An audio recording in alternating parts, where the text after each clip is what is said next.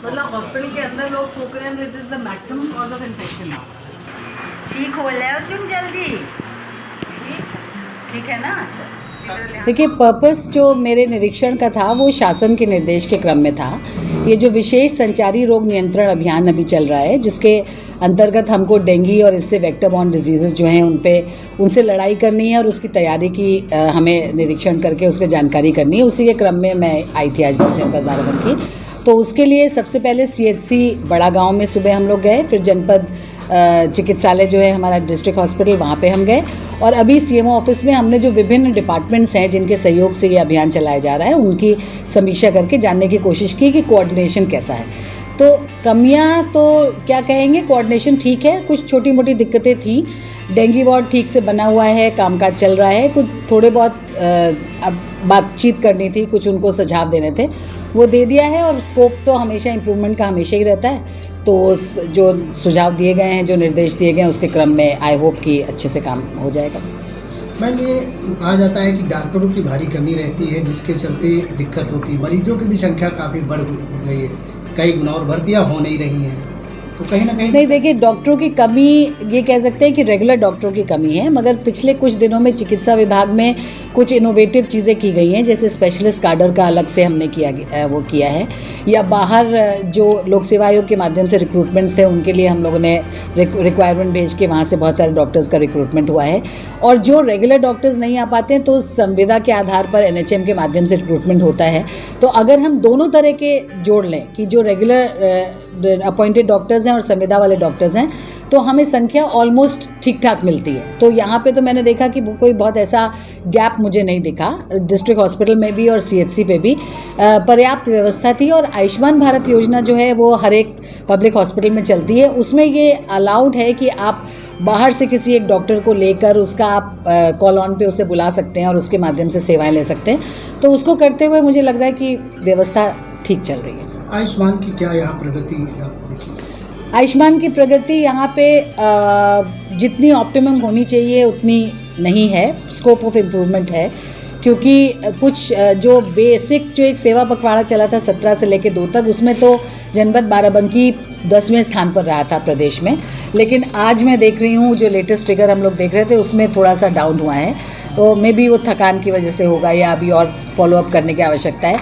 2-3 चीज़ें जो हैं जो आपके माध्यम से मैं जनता को बताना चाहूँगी आयुष्मान के संदर्भ में, वो ये है कि अब हमने एक नया वर्ग विशेष को इस योजना से जोड़ा है, जिसमें जिन राशन कार्ड होल्डर्स के जो पात्र गृहस्थी राशन कार्ड परिवार थे, जिनके पास 6 या 6 से अधिक सदस्य हैं जिन परिवारों में, वो अब सब शामिल हो गए हैं इस योजना के अंतर्गत। तो ये एक बड़ा वॉल्यूम है जिसके क्रम में आप उन लोगों को अपने इंक्लूड करके कार्ड बनाया जा सकता है। एक तो ये है। दूसरा ये है कि जो ये शामिल हुए हैं, अब ये व्यवस्था नए पोर्टल के अंतर्गत हो गई है कि सेल्फ रजिस्ट्रेशन के माध्यम से व्यक्ति जो पात्र लाभार्थी है वो स्वयं भी अपना कार्ड बना सकता है। तो आपको किसी पंचायत सहायक या कॉमन सर्विस सेंटर या इनकी आवश्यकता नहीं है। आप पोर्टल पे जाइए और आयुष्मान ऐप या तो डाउनलोड कर लीजिए या beneficiary.nha.gov.in पे जाकर आप अपने को रजिस्टर करके एज अ बेनिफिशरी अपने और अपने साथ के परिवार वालों का कार्ड आप स्वयं बना सकते हैं। तो इसलिए वो कोई दिक्कत नहीं कि आपको किसी का वेट करना है।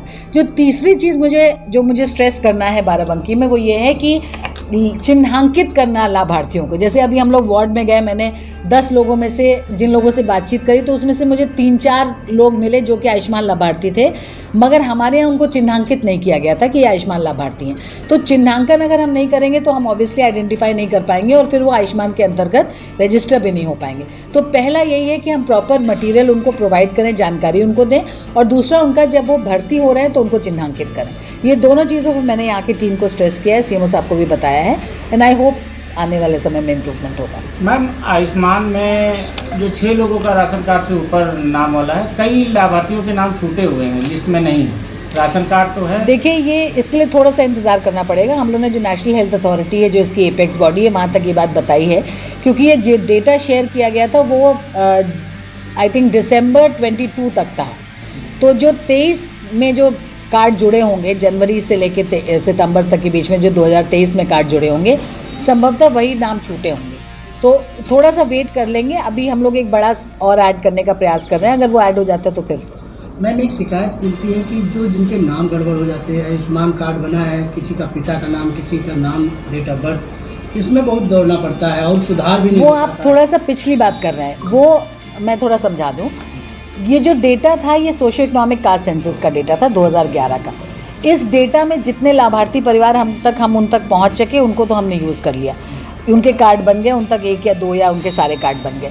जिन लाभार्थी परिवारों तक हम नहीं पहुंच पाए, जो कि जैसा आपने कहा कि उनके नाम डिफरेंट थे या वो माइग्रेट कर गए या परिवार की डेथ हो गई या वो गांव ही दरिया बुर्ज हो गया चला गया, उन तक हम नहीं पहुंच पाए, तो एक गैप हमारा आ गया।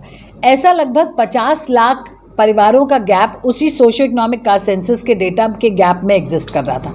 अब उसी गैप को हमने इन्हीं 50 लाख परिवारों से, जो हमने बताया 6 और 6 से अधिक परिवार, इससे फिल इन कर दिया।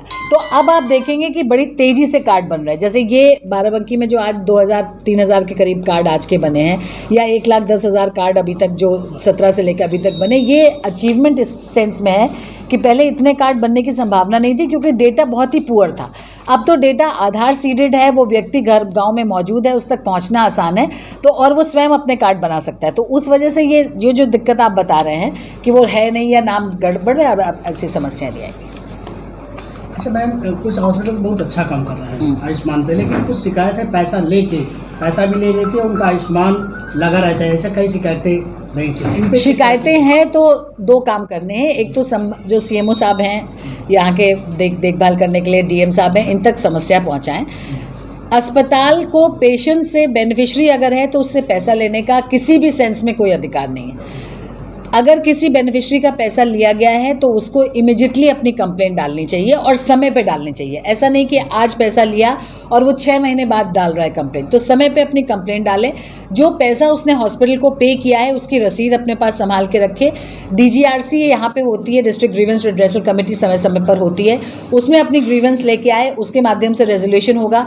अगर नहीं होता है तो हमारा कॉल सेंटर है जिसका नंबर 24/7 कॉल सेंटर है, 1800 1800 44 44 उसका नंबर है, 1800 1800 4444। उस पर आप कंप्लेंट अपनी डाल सकते हैं। हमारे यहाँ उसका रिड्रेसल होता है, अस्पताल को हम रीच आउट करेंगे, जांच करेंगे। अगर वो गलत पैसा लिया होगा अस्पताल ने, तो बहुत सारे केसेस में अस्पतालों ने पेशेंट का पैसा लौटाया भी है। ऐसा कई दिक्कतें आ सकती हैं कि पेशेंट से इसलिए पैसा लिया बिकॉज पेशेंट ने समय रहते अपना कार्ड ही नहीं बताया था, ये कहा ही नहीं था कि मैं आयुष्मान लाभार्थी हूँ। तो ट्रीटमेंट हो गया, उसके 4 दिन बाद पेशेंट को ख्याल आया कि मैं तो आयुष्मान हूँ, तब अगर वो बता रहा है तो क्योंकि प्राइवेट हॉस्पिटल्स में 2 ही दिन बैक डेटिंग की सुविधा है, तो 2 दिन तो पेशेंट ने हॉस्पिटल ने फ्री ट्रीटमेंट दे ही दिया उस हॉस्पिटल को, तो इसलिए दिक्कत फिर ये आ सकती है। इस वजह से समय से अपनी कंप्लेंट दर्ज करें। इसमें मैम कोई नया मरीज जाता है तो उसको टेस्ट और आयुष्मान की अप्रूवल लेने के बेस पे वो लोग 1-2 दिन का पैसा ले लेते हैं, बाद में कंप्लेन करने नहीं, के बाद देखिए टेस्ट के बाद अगर वो भर्ती होता है तो वो पैकेज में शामिल है, लेकिन अगर टेस्ट के बाद वो घर चला गया और भर्ती नहीं हुआ, तो क्योंकि सिवा भर्ती होने के इसमें OPD नहीं कवर्ड है, तो तब वो तो पेशेंट को पैसा देना पड़ेगा। इसकी मॉनिटरिंग कराइए। ज़्यादातर प्राइवेट हॉस्पिटलों में 1-2 दिन का पेशेंट से पैसा जरूर ले लेते हैं। तो CMO साहब सुन रहे हैं, CMO साहब इसको देखेंगे और अगर कोई स्पेसिफिक कंप्लेंट है तो बताइए, हम लोग उसकी जांच करा लेंगे। अच्छा मैम, लोगों को एक थोड़ा सा ये रहता है कि जो जिला हॉस्पिटल या सरकारी में भर्ती होते हैं उन लोग आयुष्मान का नहीं बताते क्योंकि वहाँ निःशुल्क सारा इलाज होता है, और प्राइवेट में भी आयुष्मान पे तो तमाम ऐसे लाभार्थी जो बताते नहीं आयुष्मान। देखिए ये तो स्पेशल तो ये आयुष्मान वालों को क्या स्पेशल? बिल्कुल ये जियो एक अलग से व्यवस्था है। एक तो हमने प्रोविज़न ये किया था कि आयुष्मान लाभार्थियों का जो क्यू लगेगा OPD में, उनके लिए अलग से एक क्यू निर्धारित किया जाए और उनको OPD के लेवल पे ही आइडेंटिफाई कर लिया जाए। एक मोहर मैंने आज बताई है कि जो भी पर्चा बनता है उस पर आयुष्मान लाभार्थी होने की मोहर लग जाए, ताकि वो जहाँ जहाँ आगे जाता जाए तो लोगों को ये चिन्हांकित हो जाए कि ये आयुष्मान लाभार्थी हैं। उनको कुछ चीज़ों में प्रायोरिटी दी जाए, जैसे अगर खून की जांच होनी है तो क्यू तोड़ के उनको आगे खून की जांच जल्दी करा दी जाए, कोई एक्सरे होना है तो एक्सरे का क्यू तोड़ के उनको जल्दी लाभ दे दिया जाए। तो ये जब एक्स्ट्रा सुविधाएं अस्पताल में मिलेंगी तो लाभार्थी प्रेरित होंगे, और अगर नहीं बताना चाहते तो फिर तो वो प्योरली लाभार्थी का अपना वो है, हम उसके लिए आउटलुक के लिए क्या कर सकते हैं।